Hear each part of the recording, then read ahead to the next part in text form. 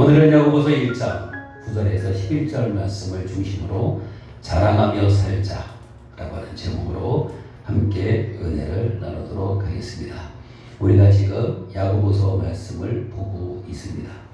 갑자기 왜 야고보서 말씀을 보는가? 다른 게 아닙니다. 우리가 성숙한 믿음의 사람이 되기 위한 지혜를 얻기 위해서 야고보서 말씀을 보고 있는 것입니다. 제가 그런 말씀 드렸잖아요. 구약에 잠언이 있다면 신약의 잠언은 야고보서다, 그런 말씀 드렸잖아요. 그래서 우리의 삶에 또 우리의 신앙생활에 상당히 큰 도움을 주는 말씀이 기록되어 있는 책이 야고보서다. 그래서 야고보서를 여러분들 좀 깊이 있게 연구할 필요가 있습니다. 야고보서 어떻게 쓰여진 책인가 다 아시는 것처럼 야고보서는 야고보 사도가 예수님을 믿는다는 이유로 시험과 시련을 겪고 있는 믿음의 사람들을 위로하고 격려하기 위해서 쓴 서신입니다. 야고보 사도는 편지를 시작하면서 단도직입적으로 먼저 이렇게 얘기합니다. 시련 가운데 있는 성도들에게 주 안에서 믿음으로 잘 인내하면서 이겨내라, 이렇게 권면하고 있습니다. 분명 시련 또는 시험 힘들고 어렵습니다. 하지만 시련과 시험에도 하나님의 뜻이 있다는 거죠. 결국 합력하여 선이 될 것을 우리는 믿기 때문에 어떤 상황과 환경 가운데 있든지 간에 잘 인내하면서 이겨내면 반드시 하나님 예비하신 복을 얻게 될 것입니다. 그래서 믿음으로 잘 인내하면서 이겨내라, 이렇게 권면하는 것이고요. 또 두 번째, 시련을 이겨나가기 위해서는 지혜가 필요한데 바로 그 지혜를 후히 주시고 꾸짖지 아니하신 하나님께 구하라, 이렇게 권면했습니다.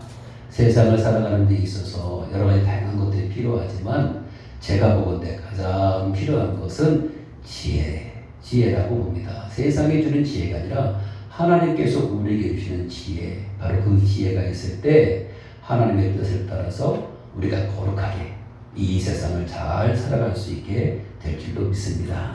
만약 여러분들 중에 나는 지혜가 부족하다 여기시는 분들이 있다면 하나님께 구하시길 바랍니다. 하나님께서 분명히 우리에게 그러한 지혜를 풍족하게 내려주실 줄로 믿습니다.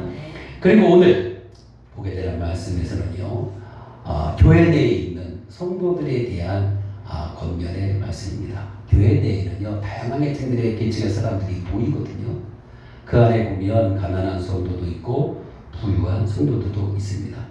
특별히 오늘 말씀은요, 가난한 성도와 부유한 성도들이 자신이 처한 상황에서 어떻게 신앙생활을 해야 할지에 대해서 다루는 본문입니다.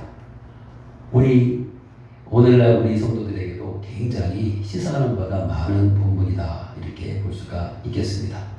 아무튼 오늘 여러분들 이 말씀을 통해서 나름대로 하나님 주신 은혜가 있을 테니 은혜의 말씀을 잘 받아서 큰 은혜 받는 귀한 시간 될 수 있기를 바랍니다. 당시 초대교회에서는요, 말씀드린 대로 다양한 계층의 사람들이 모였습니다. 그 중에는요, 사회적으로 지위가 낮고 또 경제적으로 가난한 성도들도 굉장히 많았습니다. 사실 이 당시에는 신분제의 사회였거든요. 귀족도 있고 평민도 있고 노예, 즉 종도 있었습니다. 초대교회는요, 이런 모든 사람들이 함께 모였다라고 하는 거죠. 하지만 이렇게 그리스도 안에서 함께 모여 예배도 드리고 교제를 드리지만 그래도 가난한 자, 부한 자, 또는 신분이 귀한 자, 신분이 천한 자 분명히 차별이 있었습니다. 그래서 특별히 신분이 낮고 가난한 사람들 교회 안에서 무시당하고 또한 천한 사람으로 취급받기도 했습니다. 만약 오늘날 여러분 우리의 교회에서 이런 일이 일어난다면 어떨 것 같습니까? 돈이 없다고, 신분이 낮다고 전대하고 무시하면 어떻게 될까요? 우리 교회는 그런 교회가 아니니 너무 감사한데 사실은요, 큰 교회들 또는 서울의 어떤 강남에 있는 교회들은요, 실제로 이런 일들이 벌어지고 있습니다. 주님이 기뻐하시는 교회가 될 수 없겠죠.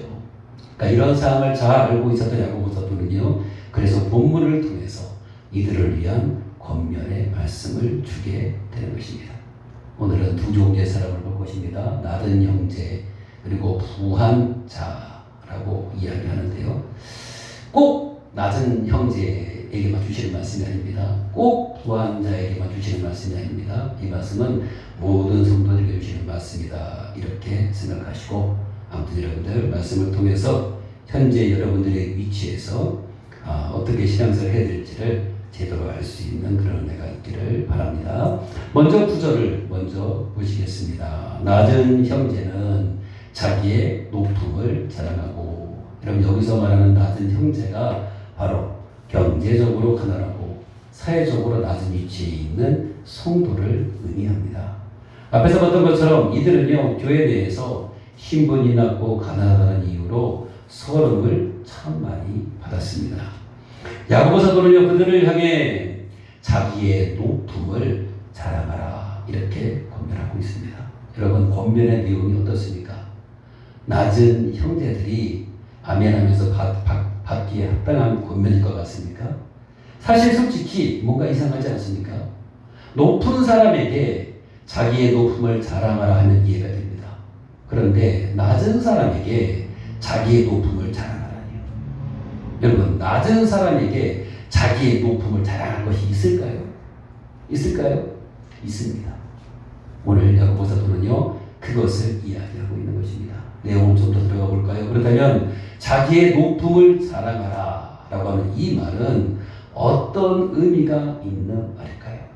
여러분 여기서 자랑하라 라고 하는 말을 우리가 일반적으로 알고 있는 자기 과시로 이해하면 안 됩니다.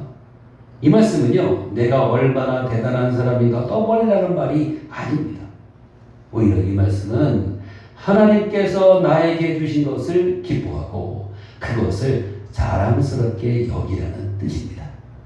하나님께서 나에게 주신 것이 있어요. 그것을 발견하여 기뻐하고 그것을 자랑스럽게 여기는 것이 바로 자기의 높음을 자랑하는 것입니다. 여러분들 우리 자신들의 모습을 한번 다시 한번 돌아보시기 바랍니다. 하나님은 우리에게 무엇을 주셨습니까?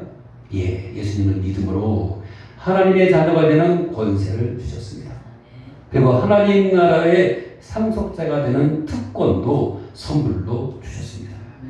현재 우리는 어떤 위치에 있습니까? 이제 우리는 존귀한 하나님의 자녀이자 거룩한 하나님 나라를 유업으로 받은 사람들이 된 것입니다. 할렐루야. 믿습니까?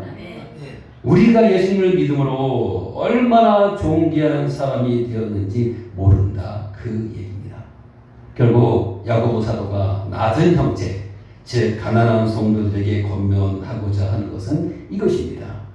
가진 것이 적다고 자기 자신을 가치 없는 사람으로 여기지 말고 나는 하나님의 자녀다.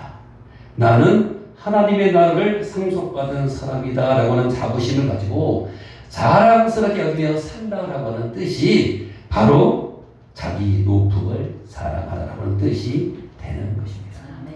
사실 없는 사람들은 누가 말을 하지 않아도 위축되는 사람들이 많습니다. 그렇죠? 나는 아무것도 가지고 있지 않아. 내세울 거 없이 없어. 그러면서 누가 뭐 눈치 주지 않는데도 스스로 이렇게 위축될 때가 있다는 거죠. 그렇게 살지 말라는 거예요. 가진 것이 없더라도 나는 하나님의 자녀다. 나는 하나님의 나라를 상속받은 거룩하고 존귀한 존재다. 이렇게 생각하고 자랑스럽게 여기면서 자랑하라 라고 하는 것이 바로 사도 바울의 권면인 것입니다. 우리가 사는 세상은 우리에게 이렇게 말합니다. 얼마나 가지고 있느냐가 중요하다. 어떤 일을 하고 있느냐가 중요하다. 얼마나 성공했느냐가 중요하다. 사람들이 인정해 주는 것이 중요하다 등등 세상은 이렇게 우리가 가지고 있는 것으로 우리를 평가하려고 합니다. 그러나 여러분 하나님은 그렇게 말씀하지 않습니다. 하나님께서는 우리가 가지고 있는 것보다 우리의 존재 그 자체를 귀하게 보십니다. 그렇습니다. 우리가 예수님을 믿고 하나님의 자녀가 되었다는 사실이 우리의 가장 큰 영광인 줄로 믿습니다. 가진 것이 많지 않아도 괜찮아요. 사람들이 나를 알아주지 않아도 괜찮아요. 세상에서 높은 자리에 있지 않아도 괜찮습니다. 하나님께서 나를 사랑하시고 예수님께서 나를 위해서 십자가 지셨으며 성령께서 나와 함께 하신다는 사실이 나의 가장 큰 자랑거리인 줄로 믿습니다. 믿습니다. 모든 것들 우리의 가치는 내가 가지고 있는 소유가 아니라 하나님과의 관계에서 나온다는 사실을 꼭 기억하시기를 바랍니다. 하나님의 자녀로서 긍지와 자부심을 가지고 모든 사람 앞에서 떳떳하고 당당하게 자랑하며 살아가는 모든 분들 다 되시기를 바랍니다. 이게 나른 형제들에게 사도 바울이 주는 교훈인 것입니다. 자, 그렇다면 이제는 나른 형제의 반대편에 있는 부유한 성도들에 대해서 한번 알아봅시다. 10절 말씀입니다. 보세요. 부한 자는 자기의 낮아짐을 자랑할지니 이는 그가 풀의 꽃과 같이 지나감이라. 아멘. 초대교회에는 분명 가난한 성도가 많았습니다. 그러나 그렇다고 부자 성도가 없었던 것은 아닙니다. 그래서 그들을 위한 권면도 필요했습니다. 야고보 사도는요, 부자 성도에게 이렇게 권면합니다. 자기의 낮아짐을 자랑하라. 아까 낮은 형제에게도 자랑하라 그랬잖아요. 근데 이제는 부한 성도에게도 자랑하라 이렇게 말합니다. 무엇을 자랑하라고요? 자기의 낮아짐을 자랑하라 이렇게 말합니다. 사실 여러분, 부한 성도들 또 신분적으로 높은 지위를 가진 사람들 자랑할 것이 얼마나 많습니까? 그렇잖아요.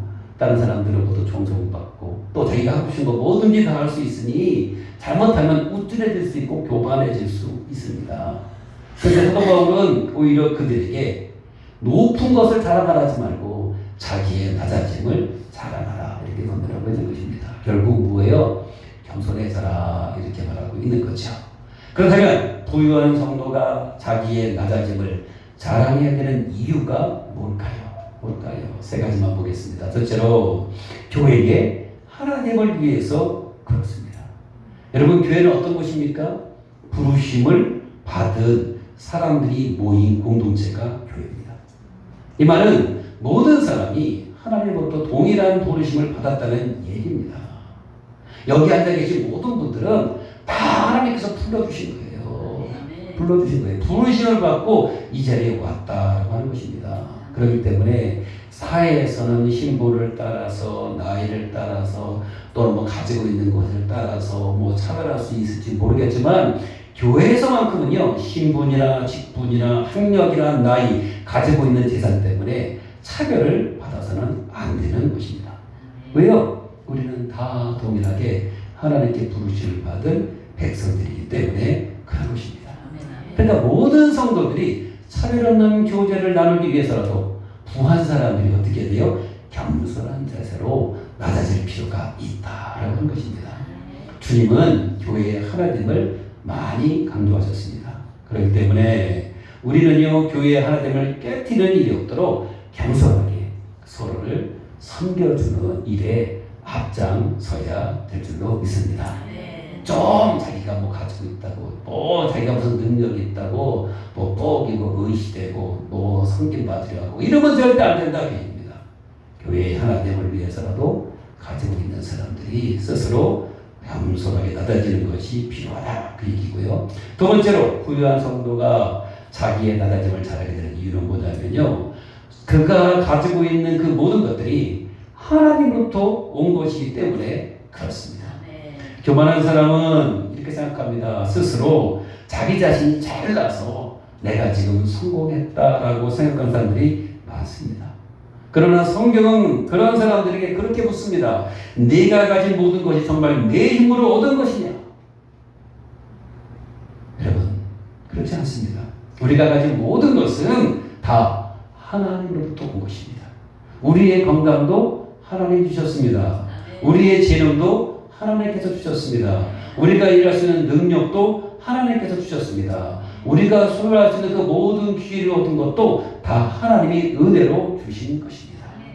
내가 잘나서 그 모든 것을 얻은 것이 아니다라고 하는 것입니다. 그렇기 때문에 많이 가진 사람일수록 하나님 앞에서 더욱 겸손해야 되는 것입니다. 절대로 내가 능력이 많아서 내가 뛰어난 재능이 있어서 내가 이걸 얻었다, 이건 다 내 노력의 소산이다 이렇게 생각해서는 안 된다고 얘기해요.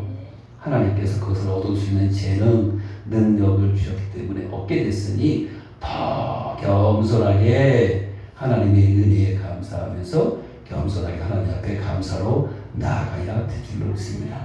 그래서 그런 거예요. 부한자가 왜 낮은 것을 잘하게 되냐면 소유한 그 모든 것들이 하나님으로부터 왔기 때문에 그런 것입니다.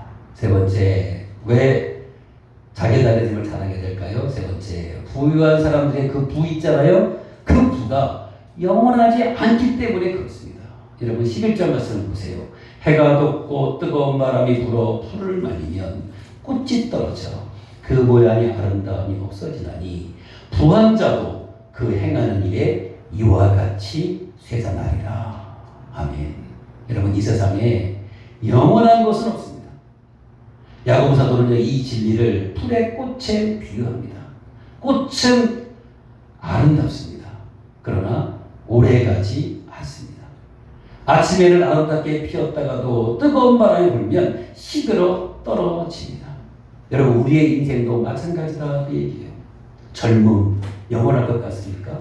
젊음도 지나갑니다. 건강 지금 건강하니까 영원히 건강할 것 같습니까? 건강도 지나갑니다. 소유한 것 영원할 것 같습니까? 소유하는 것도 지나갑니다. 명예도 권세도 다 지나갑니다. 오늘 높아진 사람은 언젠가는 내려와야 합니다. 오늘 많은 것을 가진 사람도 언젠가는 그것을 내려놓아야 할 때가 온다라고 하는 것입니다. 그러므로 우리는요 영원하지 않은 것들을 붙들고 영원할 것처럼 살아서는 안 되는 것입니다. 붙들어야 될 것을 붙들어야 되는 거예요. 세상에 있는 것들 영원하지 않습니다. 왜 영원하지 않은 것들을 영원할 것처럼 생각하면서 그걸 붙들고 삽니까? 이것처럼 어리석은 사람은 없는 것입니다. 우리가 붙들어야 될 것은 뭐지? 여호와 하나님인 거예요. 하나님의 사랑 그리고 하나님의 나라를 우리가 붙들어야 할 줄로 믿습니다. 지금 야고보 사도는요 부한 사람들이 그것을 말하고 있는 것입니다. 너희들이 지금 부하지, 너희들이 많은 걸 소유하고 있지, 하지만 그건 영원한 것 아니야. 그런 것에 소망을 두지 말라고 권면하고 있는 것입니다. 그렇다면 여러분 우리가 이 귀한 진리를 깨달았는데 그렇다면 이제 남은 생 우리들 어떻게 살아야 할까요? 낮은 형제든 부한 자든 여러분 우리가 어떻게 살아야 될까요? 여러분 이게 삶의 조언입니다. 세 가지 우리가 이렇게 살아야 될 줄 믿습니다. 첫째로 다른 사람과 비교하지 말고 살아야 합니다. 많은 사람들이 왜 불행한가? 다 다른 사람과 비교하기 때문입니다. 나는 왜 저 사람보다 못할까? 나는 왜 저 사람처럼 살지 못할까? 나는 왜 저 사람처럼 행복하지 못할까? 이런 비교에서 벗어나야 진정한 행복을 누릴 수가 있습니다. 여러분 나에게는요 하나님 주신 삶이 있습니다. 다른 사람들이 볼 때는 별 볼 일 없고 아닌 것처럼 보이지만 그건 하나님이 나에게 주신 삶입니다. 나에게 맡겨준 자리가 있고요. 나에게 맡겨준 사명이 있어요.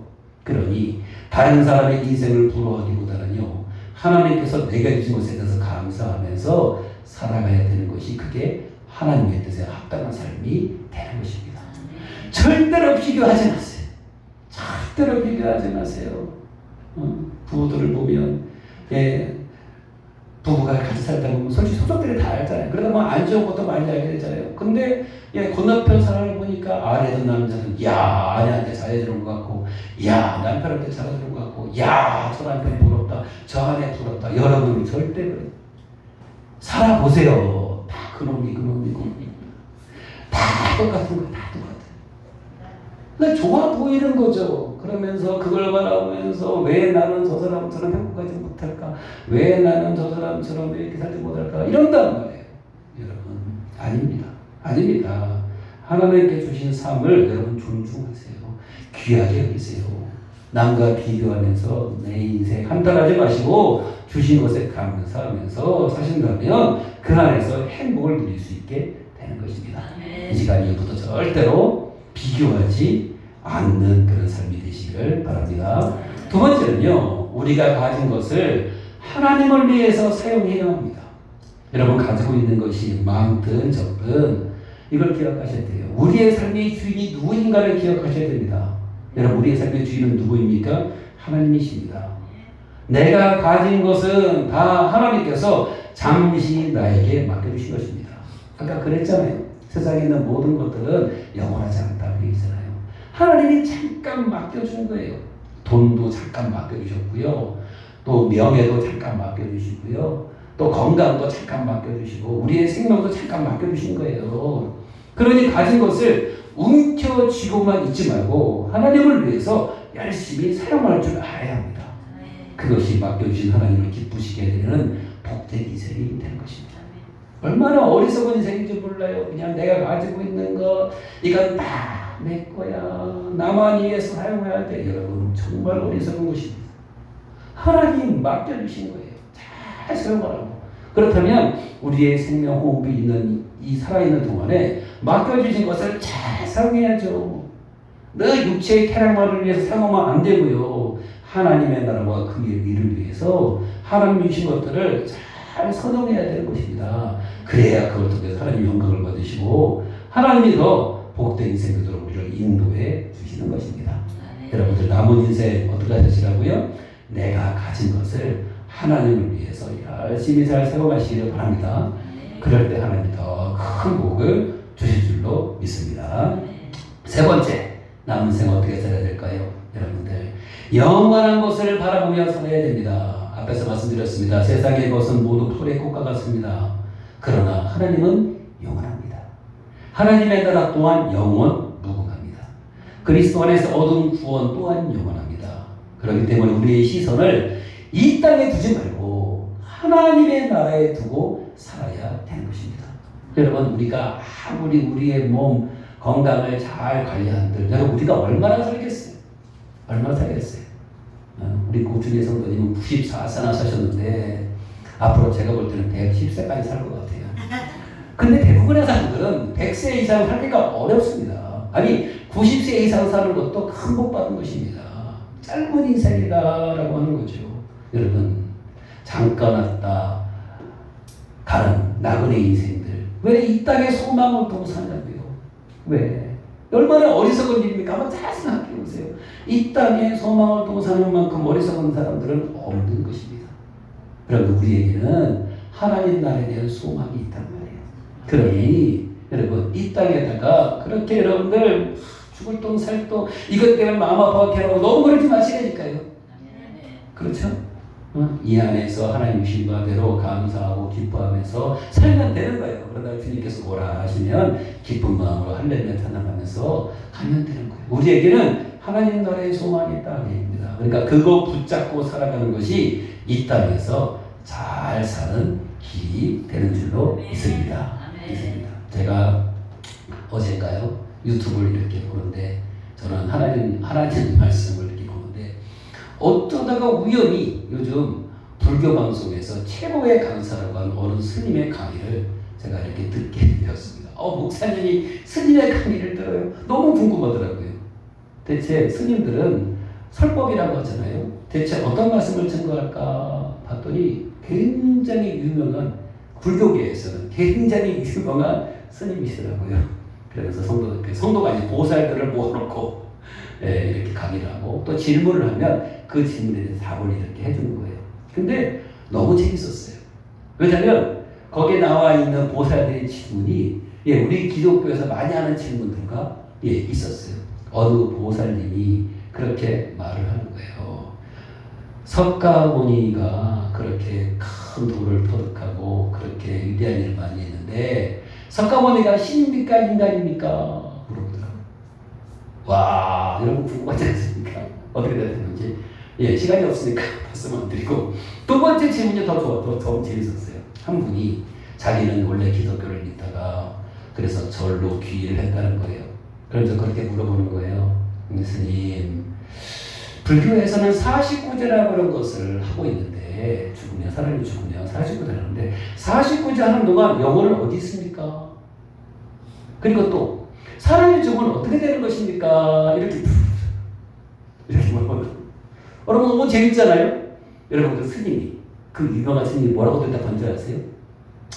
너무 궁금했어요. 그 스님의 대답이 어떤 대답이 나올지 너무 궁금했어요. 근데 그러더라고요. 석가모니가 제자들이 무엇인가를 물어보면 꼭 대답을 이렇게 잘 해준대요. 그래서 책으로 막 그러는데 금시라는 게 있대요. 석가모니가 대답하지 않은 것이 있대요. 그러면서 석가모니가 대답하지 않은 것 중에 한 가지가 죽음에 대한 문제라는 거예요. 석가모니는 죽음에 대해서 아무런 얘기를 하지 않았대요. 그러면서 그 스님이 하는 얘기가 그거예요. 여러분들, 지금 여러분들은 살아있습니까? 죽어있습니까? 살아있어요. 그러니까.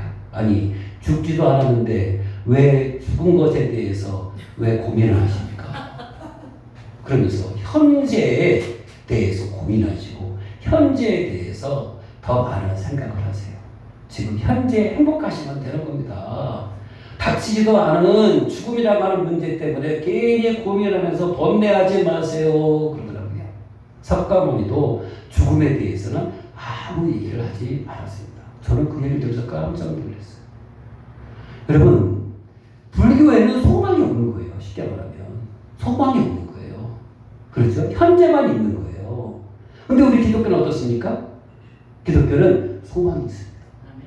우리가 힘들고 어렵고 괴로워도 그래도 이 세상 안에서 그래도 나름대로 열심히 살아가는 이유가 무엇입니까? 우리에게 소망이 있기 때문이죠.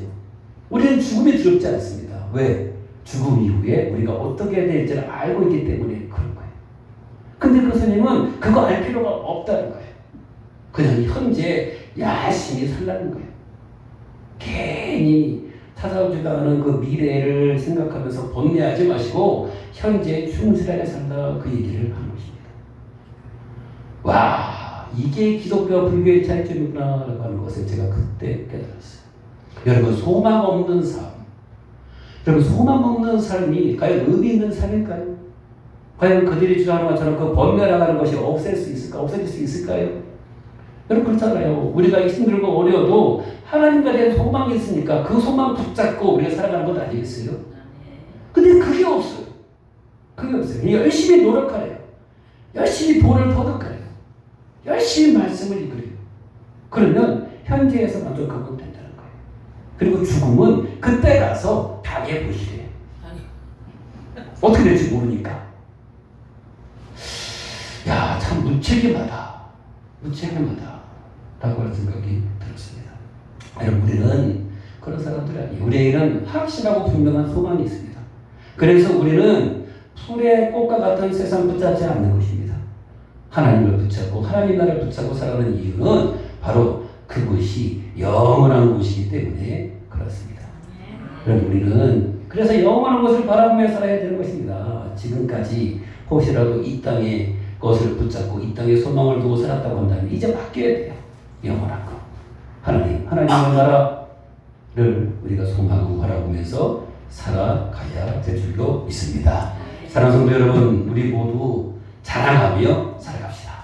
우리의 자랑이 내가 하나님의 자녀가 되어 하나님의 나라의 상속자가 되었다는 것이 될 수 있기를 원합니다. 더불어서 이렇게 고백하면서 합시다. 한번 따라합시다. 나는 가진 것으로 자랑하지 않겠습니다. 나는 사람의 인정으로 나를 평가하지 않겠습니다. 나의 자랑은 오직 예수 그리스도입니다. 아멘. 풀의 꽃은 시들고 세상의 영광은 언젠가 다 사라집니다. 그러나 우리를 향한 하나님의 사랑과 그리스도 안에서 우리에게 주어진 구원은 영원합니다. 그 영원한 것을 붙잡고 오직 믿음으로 살아가는 모든 분들 다 되시기를 예수님의 이름으로 축원합니다. 축원합니다. 기도하시겠습니다. 하나님 아버지, 은혜를 감사합니다. 우리의 삶의 정황이 어떠하든지 간에 우리는 영원하신 하나님을 믿습니다. 하나님 나라의 소망을 두고 살아가기를 원합니다. 우리가 받은 이 귀한 권세와 특권 늘 자랑하며 살아갈 수 있는 우리 되게 하여 주옵소서. 감사와 영광을 주님께 돌려드리며 예수님의